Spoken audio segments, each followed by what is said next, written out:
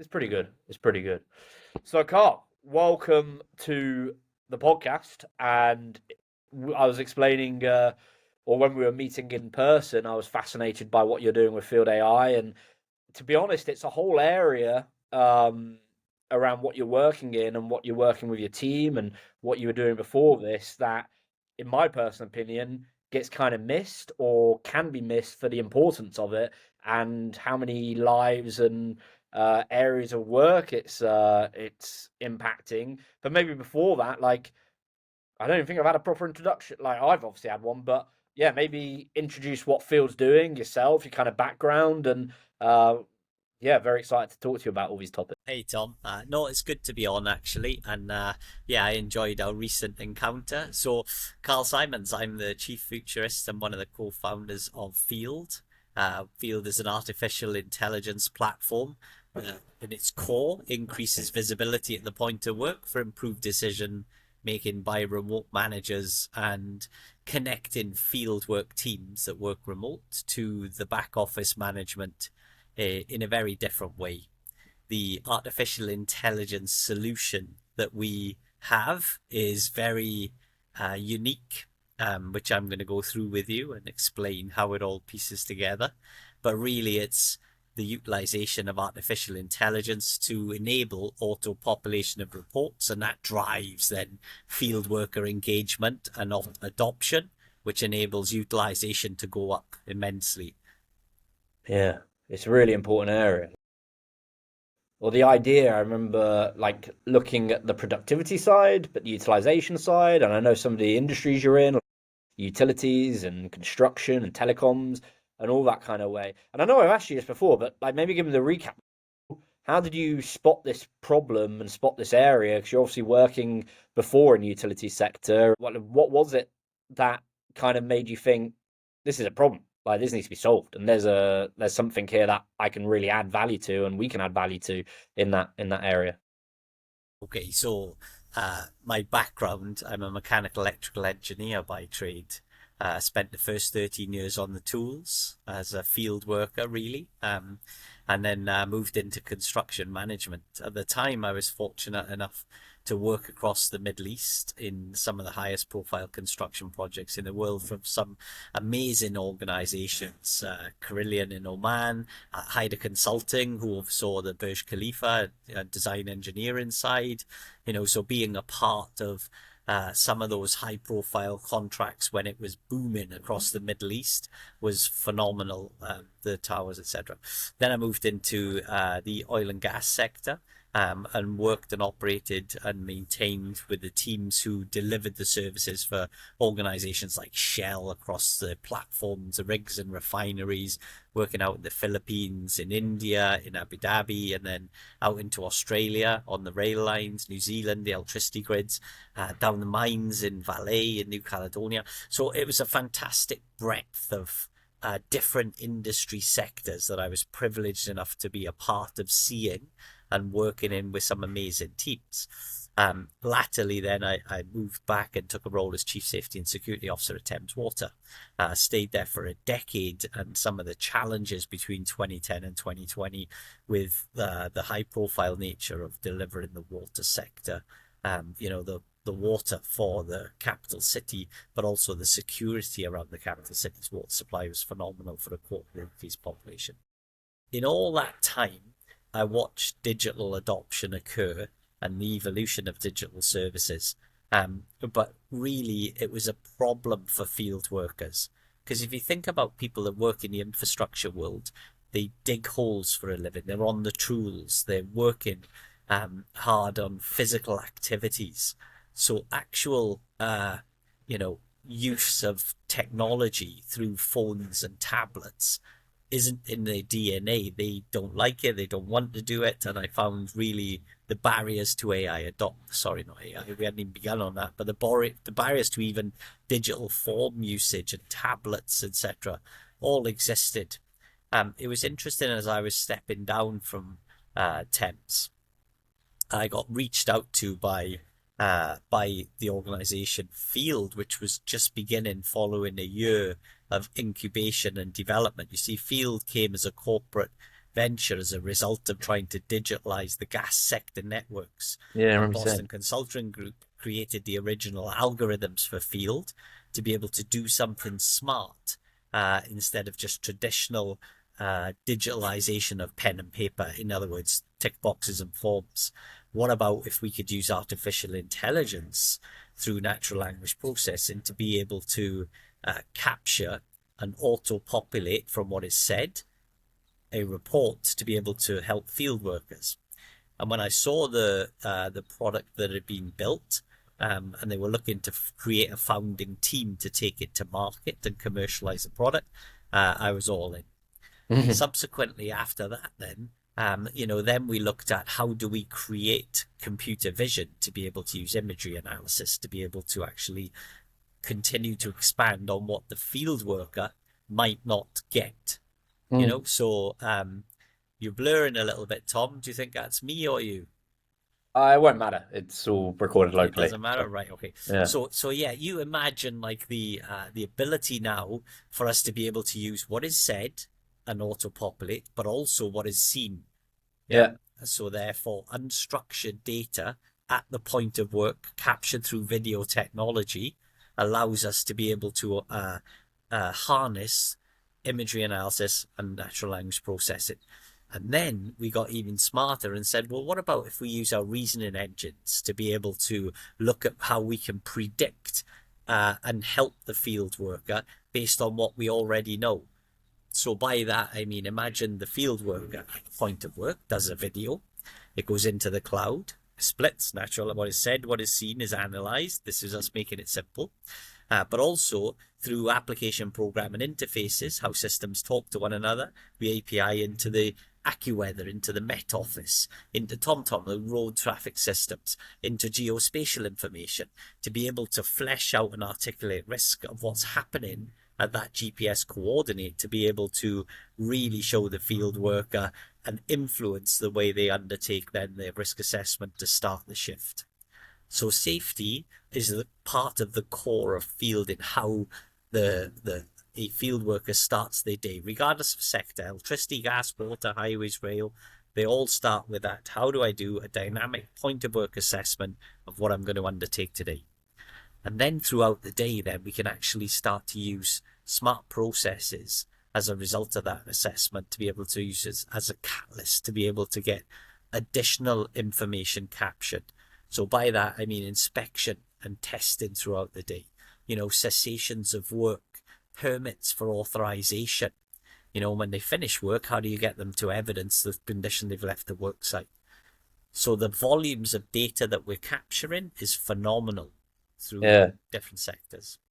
I remember saying that to you. I remember thinking like the volume of data and like how you're learning on those libraries and the importance it is for everything from the ones you just mentioned to future planning to understanding. And what I think is really cool, I don't know if you got any comments on this, Carl, but the idea of natural language. Like I was listening to I've listened to 20 VC with Harry Stebbings, which is a great podcast, and also to My First Million. And they're interviewing this he's quite a prolific investor in Silicon Valley, and was just basically explaining like how more and more or how revolutionary natural language is because it's so basic. Like it's been around for a long time, and like texting and all these things, but being able to use that is kind of changing the way, and it seems the way that field's using it to be able to put it in and use natural language plus vision to express something. Like it really is changing that whole dynamic of looking at a dashboard. It's giving you a much more full picture view. And I'd imagine in your world, a dashboard's great, but looking at it from typing things in and getting a real response from very proprietary data is it's the future. It's I don't know if that completely makes sense, but how you're using it in field, it's made me think like what leaps and bounds. Like I can't see dashboards really being a thing in the future after listening to that podcast. I was like, oh my god, like everyone's and more people are doing it. Like look at me, I check tools less and I use natural language more. I put it into LLMs or I put it into things because it's like I don't need to know the basics. I just want to know what I need to do right now. I always like to bring things back to there's a lot of academics and theorists saying what you can do and what you should do, and very few practitioners saying here's the practical application within the real world of work and the risk management. So I always like to simplify how things work, and that's part of the engineer in me, obviously. But ultimately, if you think about NLP, let's say I always ask the question of any audience I'm presenting to, whether it's politicians, lords, to academics, to leaders, to field workers. I Mm. ask the audience to level a playing field. How many spoken languages do you think there are in the world right now? And in your head, you'll have a number right now, yeah? Let me ask you, Yeah, Tom, how many do you think there is? thousands. So, Okay, so that's quite good, right? Because yeah. most people in their head, when I ask that question, if they're honest, because I always ask a few of the audience members, the starting point will range from 250 to 500. Yeah, Nah, so because there's, you're slightly above that, right? yeah, I'd So say there's ultimate, upwards of maybe 12,000, 10,000, because you think there's 350 odd countries that I'm aware of. There's probably a few more. You've probably visited half of them, the traveling man. But you think, I know in like African culture, you can have all sorts of dialects, and Chinese oh, you culture, start like I'm with. just aware. Yeah. So interestingly, there's over 7,000 known spoken languages in the world right now. Yeah. Wow. And if you think about Alexa, is probably the by far the highest used um, consumer device that Yeah. deals in voice to voice transition, and I mean it's a language model, right? But ultimately, Alexa, how many languages do you think Alexa is translated into? I'll tell you that one. Less than Nine. 100. Nine. Nine. Jesus. Yeah. So, right. And this is all available information. So it talks about the infancy of natural language processing. Now then, if you look at what Crazy. ChatGPT got exciting about 2 years ago, yeah, when Yeah. it was released, Right. and is already in over 80 languages and growing. So now we're talking about the infancy that was and the speed of what's happening now with regards to languaging. So dropping the language barriers is really important. So imagine when we look at, if I take field, and you have, imagine we've got tens of thousands of field workers using the solution in Chile, Mexico, North America. And if you think down there, Spanish is a predominant language. Yeah. So imagine a field worker being able to video the point of work, then press upload, but they do it in their own language. Then the AI does the auto population in Spanish, comes back down onto the device in Spanish. And therefore the report, they interface with it and say, yes, I'm happy with that. And then the push notification goes to a remote superintendent that's American English speaking, yeah, and can speak Spanish. The ability then for him to press a button and everything flicks across in a toggle to English. So now you drop the language barriers through smart technology, being able to connect those individuals through their own language. And that starts to really get the power of natural language processing, where you've got field workers and managers with different languages they speak. So it's Yeah. really exciting. And we're doing that. That's live now. And that's happening with tens of thousands of field workers using it. So it's Yeah. great to see that, how we can use natural language processing. Yeah, and I guess you're kind of pointing to this, Carl, but if you had, say, I'm aware in property, not so much your area, but I'd imagine it happens where you have US holding companies making a lot of the decisions or moves, but they'll be doing it in a foreign country where the context is different, the building structures are different. And I know from, I'm not by any chance, I think I've given you this spiel before, but when I was in engineering for a brief time, you would understand how just even the slightest millimeter could change everything. Like it could impact everything. And I'd imagine with the power of what you guys are doing, getting those dialects is crucial because if all of a sudden it's not like, oh, I've just misplaced that. It's like if you're misplacing screws or infrastructure or piping or whatever it is, you're going to have big knock on effects. And I think, I mean, if the language side is one part of how we connect people and make them more aware, the challenge we have, if I pull it back to infrastructure workers, Yeah. electricity, gas, water, highways, rail, these individuals, you know, the challenges they face around digital adoption is they're on the tools, they're grafting physical hard labor, but ultimately they're still human beings. And human beings, we have a problem because we have slips and lapses in concentration. We have errors in judgment. We make mistakes. We're not robots, right? So therefore, understanding the human flaws is a crucial part in how we then move to the next part, which is computer vision. So there's lots of different areas around imagery analysis. But ultimately, if you think about it as raw sense, object identification, and then mapping to what you want to talk through. So the way computer vision works in essence, right? So imagine my glass of water there. It's very easy for us to train a model that is a perfect image of a glass of water. So it's static, so it's 100% accurate. If I put my phone over the top, now it distorts the image slightly. So therefore the machine would look at it and say, I'm about 98% sure that's still a glass of water. Therefore it becomes a glass of water. So computer vision when using video technology is always about probabilities. So let's say in the field work, let's say a machine identifies scaffolding. Therefore we can link that to working at height as the hazard and apply the controls. And that's how we auto-populate a report. You see, the thing is, the world around us is pictorial, right? If you think of humans, the world around us is pictorial. As you look around, you can identify screen, laptop, water, glass, book, mouse, immediately as your mind sees it. Therefore, it interprets it, and therefore it applies logic, which is in your own language, to allow you to communicate. But it can only do that if the probability of what you're looking at, you know, with a certain amount of accuracy, it's exactly what I need to know. So think of a child. When a child asks mummy, mummy, what's that? It's because the child hasn't learned what that image is yet. After the mum tells them, they may then have a probability level with increase, they'll identify it next time. The next time comes, they say, mummy, is that such? Yes, it is. So is validation. Therefore, the probability next time increases further. And that's how humans learn and to identify object and images. Even now as an adult, you walk in, if you walked onto a gas plant, you wouldn't know what all the images are. And then you would ask somebody, and then you would need verification a few times before eventually you understood what each one was. Computer vision is exactly the same. So imagine now if we apply that to the practical application of work.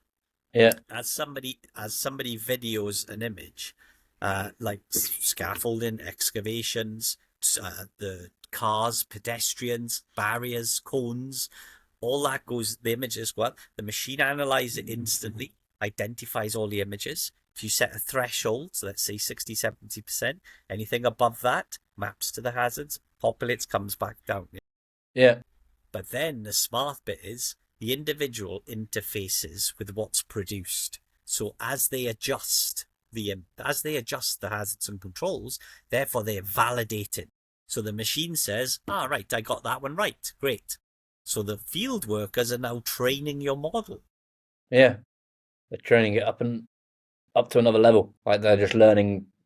What about if I don't know if this is the right question, but like you're saying, if you're setting a confidence level of like 60, 70%, what happens if it's not right and it's still got above 60, 70%, which I'd imagine happens, probably not that much, but to like train it to say that's an anomaly, like that's not how we work. And maybe a field worker might get it wrong because they're a trainee or something, they're new on the site or they're new on the situation, which I'd imagine happens.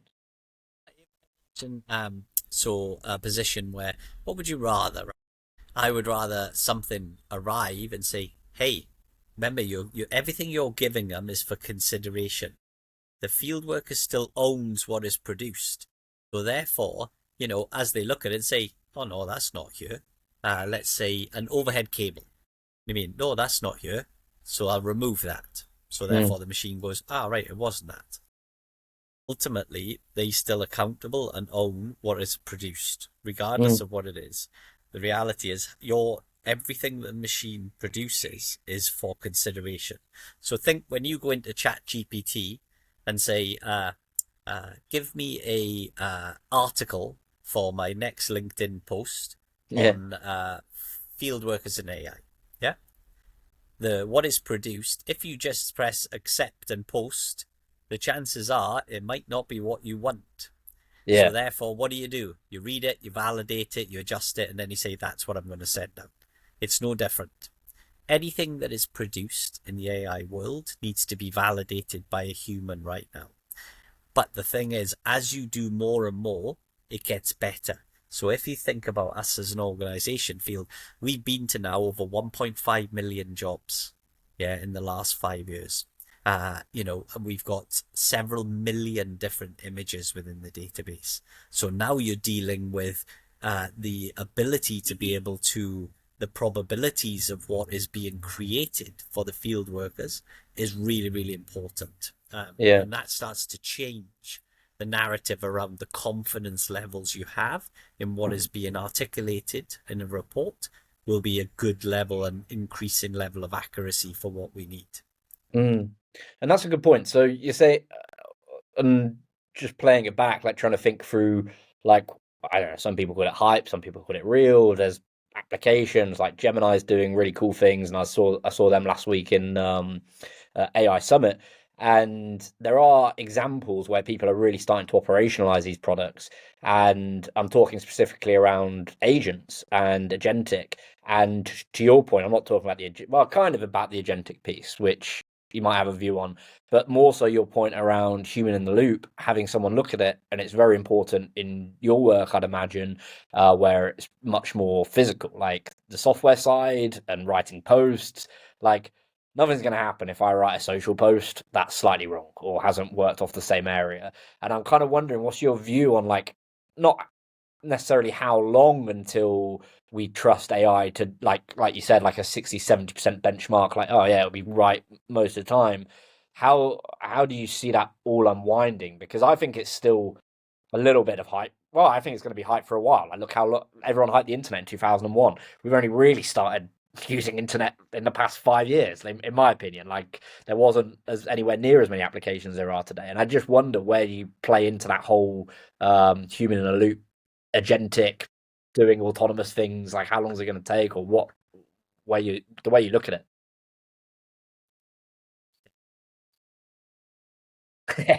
Got to splurge at you. Risk.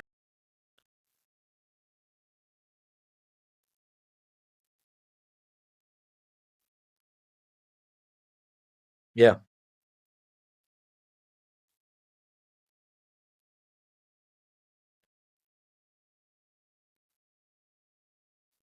Risk factor, you said that, you creating a social post using artificial intelligence, the risk is just the reputational risk to you if it goes wrong, Yeah, ultimately, which is yeah? very low because we push out so much content. Yeah, but it is a Yeah, risk. so ultimately it's reputational risk, right? The Right. risk in, let's say, the field workers, and why they need to be in the loop is because the risk to them could be potentially life threatening should something go wrong. So now you're into a different level of risk evaluation, and it starts to change the way you start to think about how do we make sure that the adoption of artificial intelligence and technology that is that advanced is still has a level of human input and control. Yeah, so it's, there's some great terms like, control and verify, you know. So therefore, you mean what it does enable, and people worry about artificial intelligence, and there is some merit to those worries, in my opinion. But if you Mm. think about, artificial intelligence allows auto-population. Auto-population of reports enables digital adoption. If you get digital adoption by people, therefore that allows insights. Yeah, data to be harvested that create insights which enable management to be able to make improved decisions, and therefore that benefits the organization. It's like a stream, but it all comes back to what AI is enabling now is that auto population, yeah, to allow the thinking to be done that is a lot smarter, quicker, and better than humans can do. Yeah. But with the risk-based approach, the human then actually has to interact, and I believe that is still the fundamental control point to verify what is happening. We have to have that human in the loop at that point, yeah, Mm. on a risk-based approach. And the areas I deal in are high risk categories because you've got, the high risk activities, the dangerous Yeah. environments where people are working.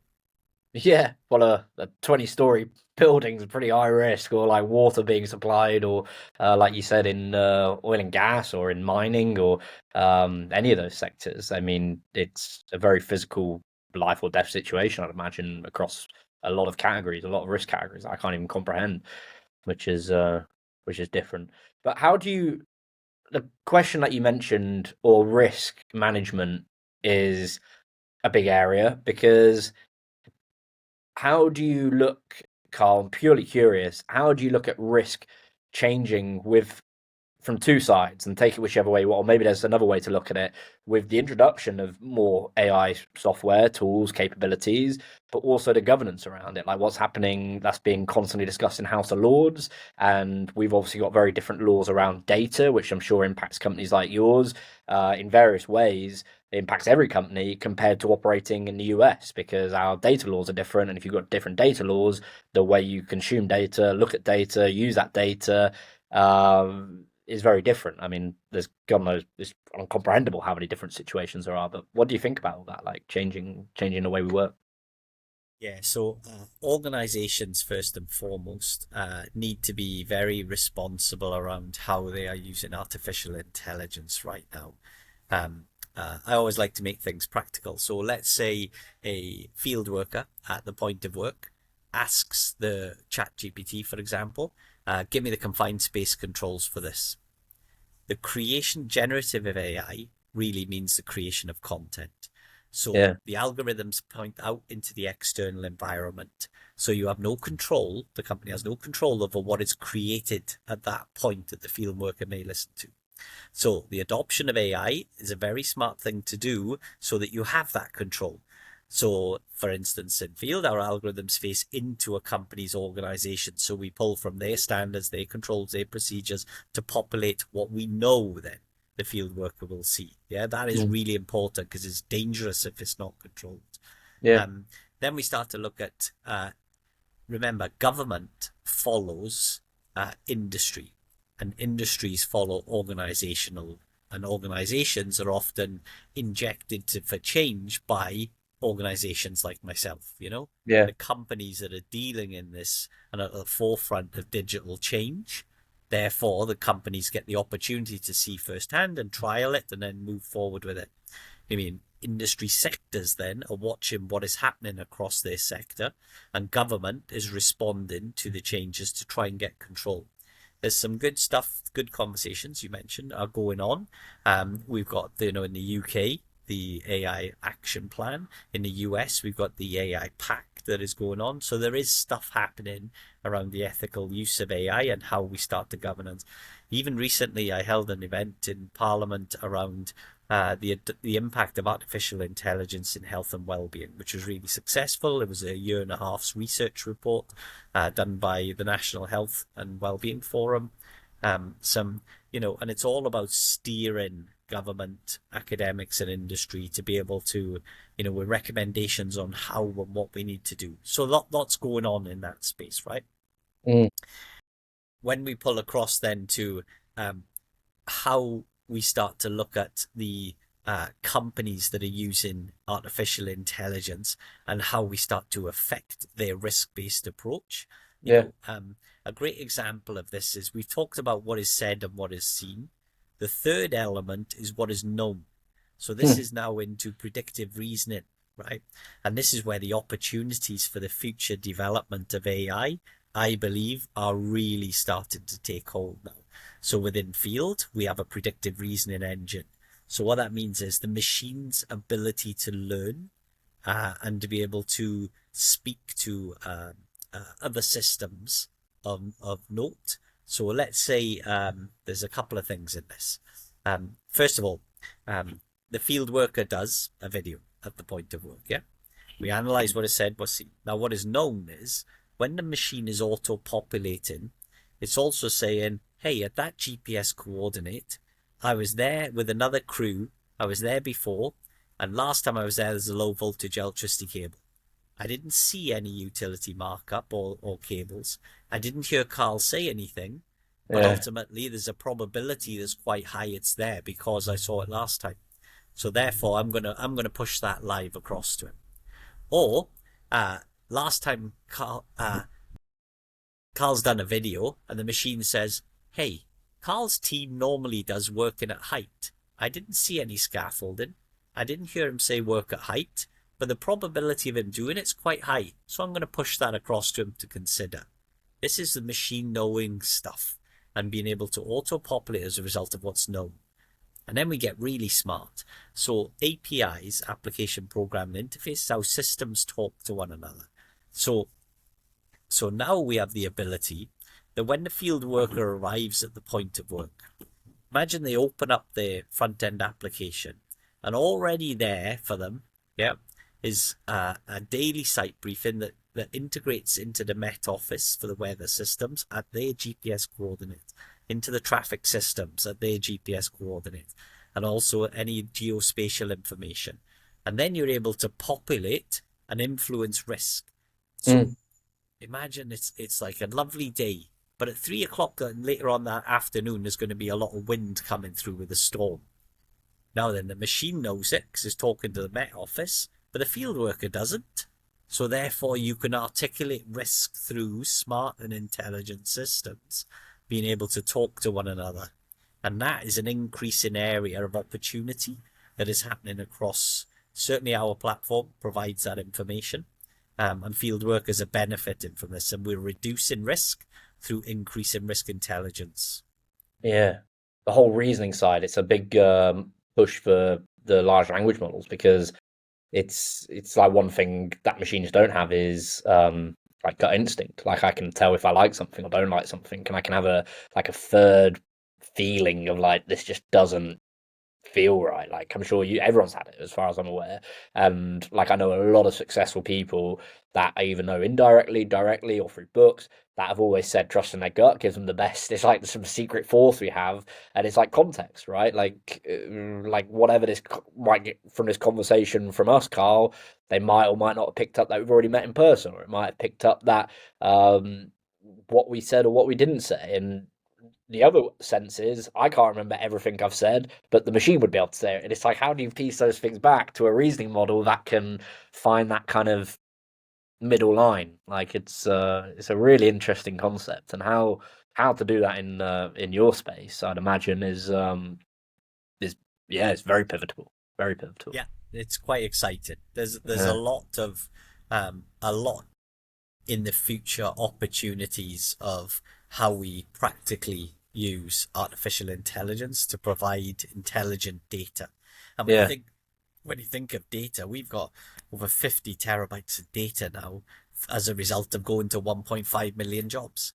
So yeah, think about our ability now to be able to influence sectors of industry because of what we know about risk and what we know about productivity and what we know about quality management and assurance in those sectors as a result of field workers harnessing and providing that information because of digital adoption.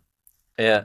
It's pretty exciting on that Isn't that side. kind of strange? Like I remember being at school and buying like a terabyte external hard drive, and it was a lot of money. I think it cost me like 80 quid or 90 quid, and back then that's even more. It's probably like close to like over 100 quid now, if not more. And like when I was looking at Gemini, because we're swapping from Microsoft to Google likely for our workspaces, and like one of the offers, like it was still quite a low offer. It was like 30 terabytes of data included. I was like, just for me. I was like, how's my business going to consume? But like you said, just your business alone is consuming that. Like the amount of data and processing, and you think about these large language models or small language models or agents coming out, like it's how there is a real interesting conversation there, like how to categorize, not categorize. I don't want to go into that conversation, but to make use of it all, like you said, to fact check and double check and make sure it's active and make sure you can work on it and make sure you got a human in the loop looking at all that data. It kind of blows my head a little bit. Yeah, it's a lot of information to be able to digest, but it gives us the opportunity to be able to look at, if we've got an organization we've worked with for, even a year, we're Yeah, able to look at predicting, how long should a job take? yeah, What are the pitfalls that normally arise in this type of work? if Yeah. all that information is being captured and harnessed, Yeah. that allows us to be able to make these predictions. So the future opportunities to be able to affect productivity once you use a solution like Field Mm. is pretty phenomenal. So we're influencing risk, Yeah. efficiency, quality assurance. It's pretty amazing what's happening. Yeah.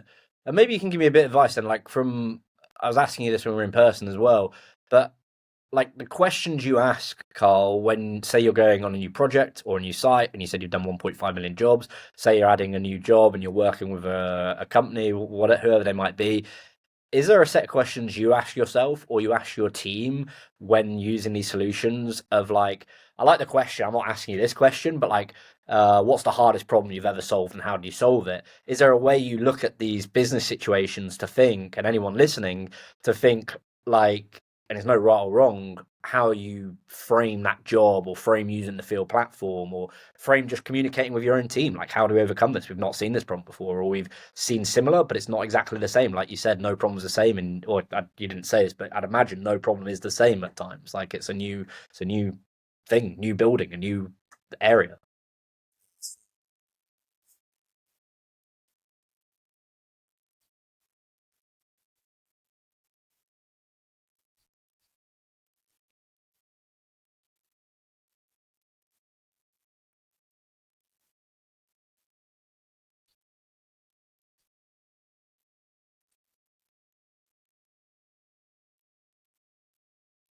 Yeah, Sit down, the way it works is follow an initial presentation where you get the wow factor of wow, I didn't know we could do that in terms of visibility and product, everything that goes into it. When we sit down then with some of the team, we spend about 1 to 2 hours where we extract the information that we want out of the team. But it's all fact based on where the challenges are that they see right now. And every organization and every team knows where their challenges are. Certainly around technology, around risk, around productivity. Those areas are very common in the sectors.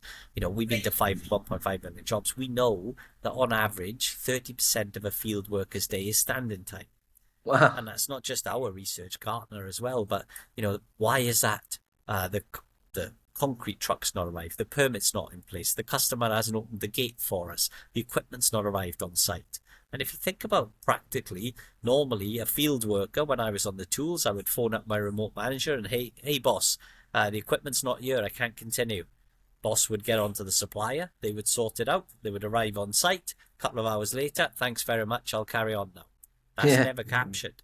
So even at its simplicity, cessations of work allow, if we can get them harnessed and captured in a single platform, you suddenly open up the doors to productivity. It's very yeah, easy. We do that in abundance, right? So therefore, in the space of 1 to 2 hours, we can create what we need in terms of harvest the data that we need to be able to go away and stand up an environment and go back then and show the customer and product quality assurance it with them, saying, yeah, hey, would this work for your teams? yeah, And then you can be on the ground. It is that simple that you can be live within the space of 1 to 2 weeks with your team using artificial intelligence. Interestingly, then, what often comes up is the barriers to AI adoption. yeah, I get this all the time, whether it's diversity questions around age, filing of different workforces, etc. We've got younger generation that are digital natives, older generation are analog natives. Struggling with some of the technology advancements. But ultimately, what happens is we did a research program for the HSE. They commissioned us, the Health and Safety Executive in the UK, commissioned us to do barriers to AI adoption. And we went out and surveyed a group of workers on the highway sector before mm, they began. And the barriers were, as you can imagine, very high. yeah, Why do we need artificial intelligence? We don't want to use this. This is not going to be good. Post 6 weeks of training and implementation and allowing them to use artificial intelligence to auto-populate their reports. yeah, We came back and surveyed them again, and it was over 95% compliance rates. They did not want it to be taken away because yeah, ultimately we made their job easier. And yeah, also, what they enjoyed was they're the right side of the camera. So people naturally don't like the big brother approach, fixed cameras, watching over them, everything they do. They like being the right side of the camera if they have control. So Mm. therefore you use what humans enjoy at this stage to be able to help with. And if you've got a person at the end of the shift saying, hey boss, I couldn't do all the 6 connections today. I told you that because the concrete truck broke down all the time, or the equipment and the pumps never turned up, and they're showing them in the platform, and therefore that becomes a tool of credibility for them. Yeah, Or when they leave site at the end of the day. Think how many streetworks activities where they leave site, and then either local authority finds them or members of the public with a cone on their head driving yeah, into the barriers or had a few too many to drink and moving the cones. They could be held liable. Now they're able to evidence, here's the condition I've left the work site. yeah, And therefore, that allows them a level of protection. So you use the technology to be able to understand and enhance the challenges that people face. yeah, And in doing that, you will get the adoption that you need, which will enable the business to benefit. yeah. Well, you gave me some great. It's good advice. It was good suggestions as well of like how other industries are using it. Like I remember we were talking about it, and it gave me all sorts of ideas. I kind of didn't know how to process it when I saw you, like looking at car manufacturers to local car dealers to fixing certain items or fixing home goods. Because, like you said, you're not on the wrong side of that big brother situation, you're on the right side, and it creates more trust and more reliability. And it's like, I can see it. Like, I know you're not fobbing me off. And you almost, if they weren't using it or weren't using those AI solutions, I reckon, I don't know what the numbers are, and I don't know any surveys that have happened. I'm sure there are plenty, but to say if you don't use I don't want to work with you because you're not going to give me the trust or transparency that I need to show to my boss or to my family or to whatever. Like, I'm not going to have an angry partner when I get back home saying there's a scratch there. All these different situations, right through to a big building site like that you might be working. It really is that important. Yeah, my closing comments in our discussion would always be, when people look now at artificial intelligence, um, bring in a technology provider that will make it very simple and practical and show the practical application of this within the risk management settings. You can look at it through the lens of your organization. I do this all the time. Reach out to me, I'll come and speak to your teams. But ultimately, if you think about it as core, artificial intelligence has suddenly introduced the ability for auto population. When you have that, yeah, then you have digital adoption. And if you get digital adoption, you can provide data, which enables insights, which enables management intervention and benefits for the company. So it all starts now with a very different adoption of technology because of AI. Yeah.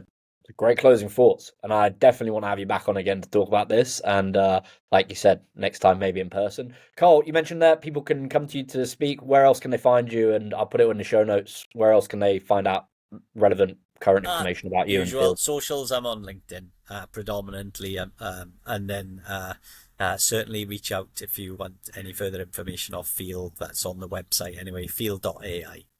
Nice one. Well, Carl, appreciate you coming on, man. It's a lot of fun. Lovely to talk to you, Tom. Thanks very much. Enjoy your day. You too. Nice one.